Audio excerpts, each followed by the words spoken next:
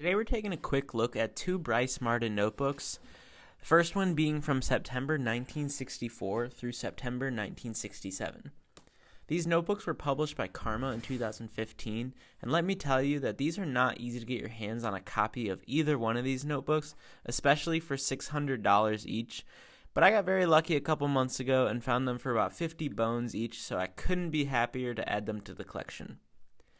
These are small books that are the same size as the original notebook, so they measure out at about 4.5 inches wide by 7.5 inches tall. These notebooks were carried daily by Brice Marden. He was a prolific note-taker, and that is very apparent as we flip through this book. We get a glimpse into his everyday life, what he would write down, like addresses, phone numbers, as well as tape in found photographs and ticket stubs. Every page is flooded with imagery that consists of newspaper clippings, ballpoint pen drawings, rendering, as well as handwritten notes that reveal the painter's thought process and document the political and cultural events that were happening in the 60s. I love that underneath one of the cutouts, Marden writes in cursive, "Cézanne tried to kill painting by denying forms for the sake of painting.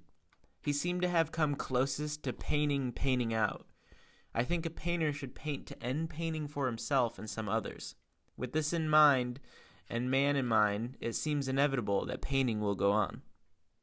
While the last couple decades he has been widely praised for his squiggle abstract paintings, his claim to fame in the beginning and what he would later return to towards the end of his life were his monochrome paintings.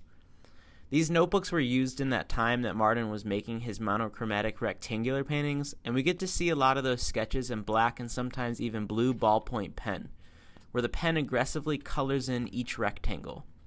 Marden often said that the rectangle was one of the great human inventions. The linear drawing aspect of those sketches easily translated into what would become his famous paintings in the 60s. The Paris Review has a great essay specifically about these two notebooks that I would definitely recommend checking out on their website.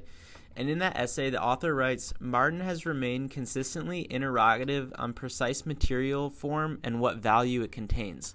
When a viewer approaches both his early and contemporary canvases, the weight of the paint layers is indicated by a special exposé in the lower region of the rectangular canvas. This unfinished strip constitutes a process of framing that at once alienates the viewer into understanding its plastic materiality and also invites them to luxuriate in the painted color blocks." The 1964 through 1967 notebook contains meticulous detail of this process.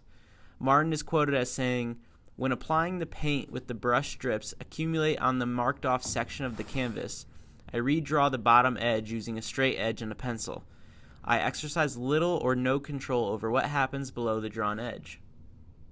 The second notebook is dated February 1968, and we get to see the same content of this notebook as the first one that Marden continues his research and investigation of his work. We do get to see that he references other artists in these notebooks quite a bit. One scrap of paper has Richard Serra's phone number on it, Carl Andres is on another.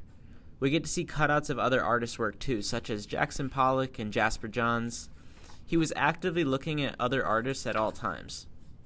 The great art critic Roberta Smith wrote an incredible article on Marden last year after he passed away titled, "A Legacy Beyond the Monochromes." She writes, "In the mid-1960s, at the height of the painting is dead delusion, Brice Marden painted himself into a corner. He was making reductive monochrome works, horizontal and vertical canvases in a range of subdued tones of oil paint thickened with melted beeswax. There seemed to be no place to go that someone else hadn't already been before." The critic Barbara Rose, citing two masters of one-color canvases, wrote, "If Ellsworth Kelly were to paint a Jasper Johns, it would look like a Marden." Marden, who believed that looking at paintings could be transporting, left the corner by another route, building on his monochromes at first by adding panels and then by making marks, starting with loosely outlined shapes. In this process, he turned to the history of painting for inspiration, opening up new possibilities for abstraction and beyond. Again and again, he showed that art from any time or culture was contemporary and alive if it offered the artist something they could use. These two small, intimate notebooks are a great way to get an inside look at the artist's practice, or really any artist, on how what they are looking at might have an impact on their work, even if it doesn't appear to have the same visual qualities as the physical work that they are making. I would definitely recommend checking these both out further. Thanks so much for sticking around this week. If you enjoyed this video, let me know by dropping a like or a short comment. And I say it every week, and no one has yet to do it, but please let me know if there's a specific artist or book that you want to see on the channel, and I'd be happy to accommodate. See you next week.